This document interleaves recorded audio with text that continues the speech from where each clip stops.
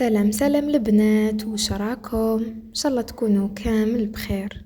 في لا فيديو تاع اليوم جبت لكم موضوع يهمكم بزاف، بصح قبل ما نبداو كالعاده ما تنساوش ديروا لي جيم هكا باش يتبارطاجوا لا فيديو ويستفادوا اكبر عدد من الناس. ديروا لي ابوني باش نلحقوا بالخف 100 مشترك. كل واحده دروك تهبط ودير لي اشتراك غدوه نلحقوها باذن الله. وهذا ما كان، خلونا نبداو. حبيت نشارك معكم هذا الموضوع خفيف ولطيف، فيه 7 توقعات نضمن لك إذا قدرتي تتخلصي منهم حياتك راح ترتاح بطريقة ما تتوصفش، وفي نفس الوقت راح تتطوري وتتبدلي للأحسن في جوانب ما كنتيش تتخيليها. راح تحسي بسكينة داخلية وتسامح كبير مع الناس ومع روحك، والضغط والتوتر والعصبية راح ينقصوا بنسبة كبيرة بزاف. الموضوع مفيد لأي وحدة، بصح ماشي إجباري أبدا. دي منو اللي يعجبك وخلي اللي ما يعجبكش. أولا، ما تتوقعيش الناس كامل يتفقوا معاك في كلش.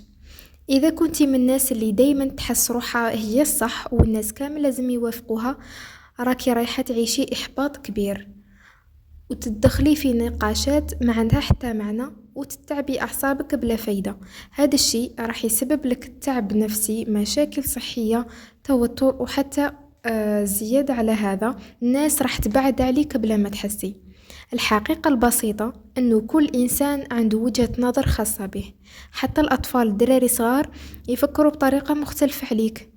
كيف ما عندك انت عقل وتفكري فيه، الناس كامل عندهم عقولهم ويفكروا بها. لهذا ما تتعبيش روحك بتوقعات ما عندها حتى وجود في الواقع. يعني ما نعبرش على رايي، لا طبعا، عبري على رايك، بصح تعلمي كيفاش تعبري عليه بطريقة محترمة وراقية. فهمي الفكرة مليح قبل ما تهضري، حسني أسلوبك في الحوار والإقناع، راقبي نبرة صوتك. الصراخ والعصبية راح يضيعوا الفكرة. دايما اختاري كلمات هادئة أو مؤثرة تخلي اللي قدامك يحترمك حتى لو كان ما يوافقكش. وبعد كل هذا توقعي باللي ممكن كلامك يدخل من ودن ويخرج من الأخرى، وهذا واقع. واللي ما يحبش يفهم ولا يقتنع قولي له بهدوء معك الحق وغيري الموضوع وارتاحي. الحاجة الثانية، ما تتوقعيش الناس تحترمك أكثر من احترامك لنفسك. ما كان حتى إنسان في الدنيا راح يحترم وحده هي أصلا ما تحترمش روحها وما تعرفش الحدود تاعها. الاحترام يمر بثلاث مراحل. المرحلة الأولى هي قناعة داخلية باللي انتي إنسانة عندك قيمة ومكانة.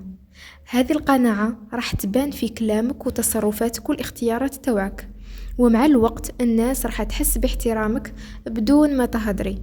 ما تقدريش تتجاوزي المرحلة الأولى والثانية وتسقسي كيفاش نخلي الناس تحترمني. نقول لك أمور بسيطة. من وجهة النظر تاعي المرأة المحترمة راهي مهتمة بروحها وحياتها، دايما تلهي بالها بنفسها وبصحتها وبنفسيتها والمظهر تاعها وكلامها.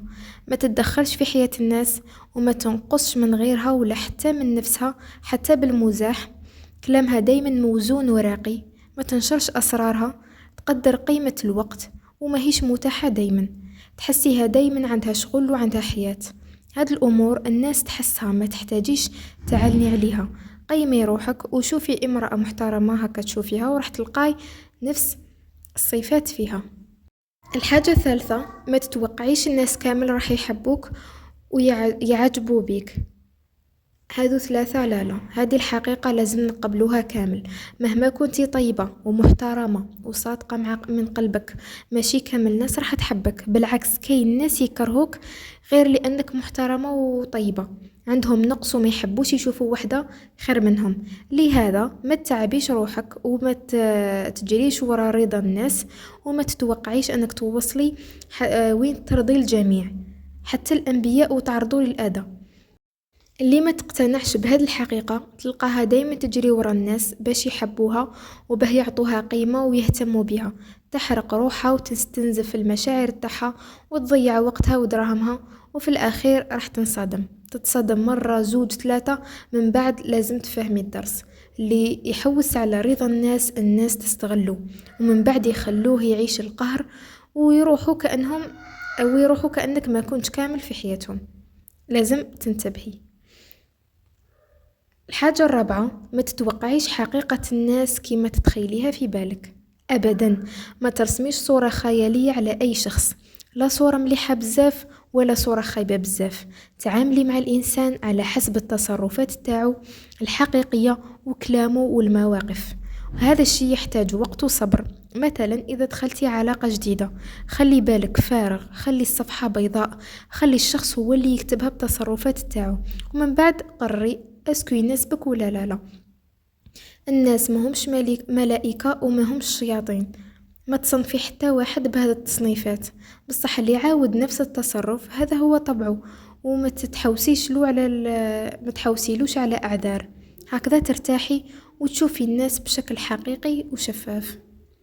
الحاجة الخامسة، ما نقولكش باللي مستحيل تأثري فيهم. طبعا ممكن تأثري في الناس، واحتمال هذا التأثير يبدلهم، بصح في حالة واحدة فقط، وهي أنك تكوني إنسانة مؤثرة، يعني تكوني مثال وقدوة يتعلموا منك ويتأثروا بتصرفاتك مش بكلامك فقط. ومع هذا كله ما تتوقعيش التأثير من الأصل. نوح عليه السلام نبي ووليدو ما تأثرش به. امرأة فرعون كانت امرأة صالحة وما قدرش تبدلو، وهو حتى هو ما قدرش يأثر عليها. خذي العبرة وفهمي المعنى مليح وارتاحي من كامل هذا التوقعات. الحاجة السادسة، ما تتوقعيش الناس تفهمك وتقرأ أفكارك وانتي ساكتة. واحد قاعد وساكت قدامك تقدري تعرفي وش راه يفكر ولا وش راه يحس في هذيك اللحظة. طبعا لا غير كي يهدر ويعبر ويوصل الفكرة بوضوح. نفس الشيء عليك، حتى واحد ما يعرف وش راه في بالك ولا يقدر يقرأ أفكارك إذا ما هدرتيش وما عبرتيش. وش حابة، وش تحبي، وش ما تحبيش، وش يعجبك ووش اللي لا، وش تقبلي وش ترفضي، وين طلباتك والوين الحدود تاعك. كل هذه الأمور الناس ما تقدرش تعرفها وحدها، انتي لازم توضحيها، تعلمي تهدري، لأنك إذا ما هدرتيش الناس راح يجربوك ويحطوك في المكان اللي يخدمهم ويستغلوك ومن بعد تقولي أنا طيبة والناس استغلوني. لا، هذه ماشي طيبة. اللي ما تعرفش نفسها الناس راح تستعملها. يمك، بابك، راجلك، ولادك، خواتاتك، صحاباتك، ولا واحد فيهم يقدر يعرف واش تحبي إذا ما هدرتيش ووضحتي. مثلا إذا راجلك دار تصرف ما عجبكش، خرج ورجع في الليل لقاك مشنفة وبعد كي يسقسيك واش بيك تقولي له والو، هو يقول هذه المورالها راك داير كيما هكا، نخليها حتى تتكالما ويعطيك ظهره ويرقد. الحاجة السابعة، ما تتوقعيش الناس راح تفرحك إذا انتي ما كيش فرحانة مع روحك. الناس تقدر تشاركك السعادة اللي تصنعيها في حياتك، بصح إذا انتي ما عندكش سعادة من الأصل مستحيل أي إنسان يقدر يفرحك. نقطة وما فيهاش نقاش. ما كاش إنسان في هذه الدنيا دور تاعو أنه يحقق لك السعادة، لا يماك ولا باباك ولا راجلك ولا أولادك ولا صحاباتك ولا أي شخص. هذه الحقيقة. يعني إذا انتي ما كيش سعيدة من داخلك من روحك، ما تتوقعيش يجي شخص ويفرحك، بالعكس الناس تهرب منك وحتى أولادك. دايما حددي واش الحوايج اللي تفرحك والحوايج اللي تقدري ديريهم وحدك وانتي مع نفسك بلا حتى واحد. مارسيهم دايما باستمرار واستمتعي بهم. عمري روحك بالسعادة اللي صنعتيها بيديك وشاركيها مع الناس اللي تحبيهم. هكذا النظام.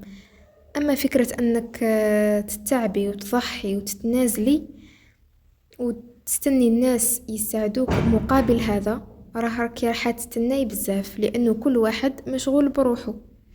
نكتفي بهذا القدر. ما تتوقعيش حياتك واقفة على أي إنسان، وما تتوقعيش حياة أي إنسان واقف عليك. هذه هي الحقيقة. الناس بزاف، والإنسان يمر بتجارب ويتعرف على ناس أحيانا غير باش يعرف نفسه.